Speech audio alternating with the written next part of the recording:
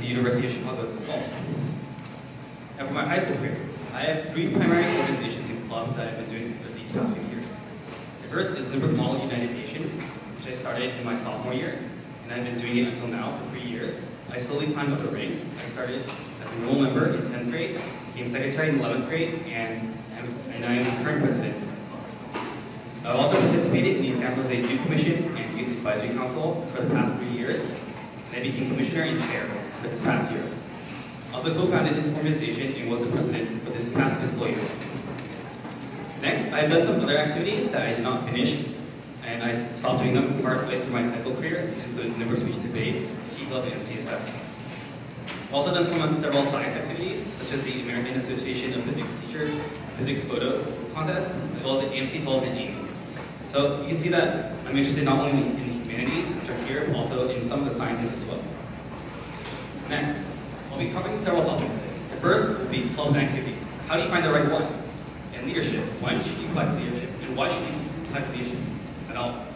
Next, it's going to be a brief overview of work, stress, classes. And lastly, I'll be covering the dreaded SATs. So next, for clubs, activities, and leadership. All of you kids out there who are becoming high schoolers have to realize that none of you actually know who you are yet. You don't know what passions you have. So this is why, in your early high school career, you should try to do as many clubs as possible. If any club piques your interest, go join it. Go to 1 or 2 meetings and see if you like it. You still have time, and you want to find out what you like. You probably like something that you don't know that you like it. Next, for leadership, there's no reason you shouldn't apply for leadership. Think of it like this. You apply for leadership, and you don't get it, nothing changes. You apply for leadership and you get it, you suddenly have this big war. So you have nothing to lose, why not just try to go for leadership anyways? Leadership also doesn't only include positions in student government. They include any officer position in any club. For example, secretary, or treasurer, or all the way to president. You can also start your own activities if you want a leadership position. The key here is that you take initiative for leadership. Furthermore, the quality of leadership is something that's usually created once you become a leader. If you don't feel like a leader now, don't worry. When I was younger, I did not think I had any leadership qualities at all. Once I became a leader, though, I found that these qualities began to emerge. So don't be afraid to take the first step. Once you do, once you take the first step and start walking, you begin sprinting before you even know it. Next, to become a leader, you want to put yourself out there for the current leaders. You don't want to step up. You just want to be natural. Show that you actually have passion for the club that you're doing. As the highest ranking officer in 3 of my clubs, I have to choose the successors for next year. And these are some things I look for in one of my leaders. I want a leader who is able to understand what they're doing and have a great passion for what they're doing. This shows me that they understand what they're doing and they can take the club or organization to a new height. I also want them to be dedicated, have a lot of time. I want them to be in the club for a few years. I want them to have new ideas. I don't want them to suck up. I don't want them to apply for leadership just because they want to be a leader for their college applications. I can tell when you're doing that, so don't try doing that. Be natural, do things that you like, and go for leadership positions. Next, for workload, time management, and stress. There's 4 key parts of high school that you want to balance. The first is school and the schoolwork that's associated with it. Next are your extracurricular activities and the time and activities you do for those. The third one is your social life, and the last one is sleep. Time management is very crucial. There are many ways to do so, and I suggest that you start to experiment early in your high school career, so that by the end, you know what time management method suits you best, and you can use your time as efficiently as you can. One popular method of doing so is to prioritize duties on your imminence and their magnitude. For example, earlier this year, I did a 10-page research paper due in a week. I began to do a little bit of that research paper each day. However, I still had some other homework assignments that would be due in one day. So I did those first, and then moved on to my research paper. I made sure that I got everything done, and also did things that I need to do first. You're selecting classes for next year. You want to make sure that you choose classes that you enjoy and that you can handle. For example, if you're very good at math, then you want to probably choose a high level of math for next year. If you're not so good at math, but you enjoy math very much, then you might want to reconsider taking a very hard math class, even if you love the subject. If you hate a subject, for example, biology, don't even think about taking AP biology. You're not going to enjoy it, it's going to be a very hard time, and it's just going to end up hurting you, and it's not going to help you on your transcript because you won't do very well in the class at all. One thing you also want to do is ask your peers and your upperclassmen for which classes that you should take. Some of your friends will know you very well, maybe better than you do, so they know if the class is right for you. Your classroom can also tell you if certain classes are hard, how much work there is associated with that class, and also how the teachers are for that class. You want to make sure that your course load is balanced. That means your entire schedule. If you choose hard classes for everything, you won't have time for anything. That's why you want to be able to choose an even spread of classes that allow you both challenge, but not too much challenge, in a good amount of time.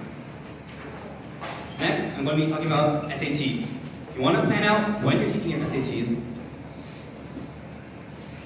want to plan out when you're taking your SATs and which SATs you're taking early on. You should try to aim to take your first few SATs in your May or June of your sophomore year, towards the end. You can easily do math or another science or humanities in this time. Because by this time, you normally would have taken enough classes that you can be proficient at one SAT subject. You want to keep taking your SAT 2s through the junior year. Ideally, you have 2 or 3, and if you want to challenge yourself, go take more. Prepare for SATs, you want to try to take classes if you can, but you certainly have to buy prep books. Try to start preparing at least a month ahead of time. 2 months is a lot of time, you might not need that much. 1.5 months is a good amount of time. But you want to be able to start preparing at least a month ahead of time. Now, even if you're very proficient in a subject, for example, if you think you're a master at Japanese, you still want to be able to take a Japanese practice test, just so you can know what type of test it is. Because the important thing for the SATs is not that it tests you only on how well you know the subject, but also how well you test. And every SAT test is different. So you want to prepare for a test, just so that you are able to know how to take the test, because that's one of the key aspects that's being tested on the SATs. Also, every test has a good score. Just because high math scores may be in the 770s or 780 level, doesn't mean that all other SATs also have a good score of 770s, 780s. For example, humanities tests such as literature or English or maybe the social studies, these tests can have good scores anywhere starting from around 700s. So make sure you ask your friends and you understand what scores are good scores, so you don't end up beating yourself to death because you got what you think is a bad score, but was actually a very good score. Now for SAT 1s, please, parents, do not make your kids start preparing in your freshman year. If you're already having your kid do so, think of stopping. Because again, the SATs test you on how well you can test. And if you start preparing too early, then your child will forget. So ideally start preparing in the summer after your sophomore year, or maybe throughout your junior year.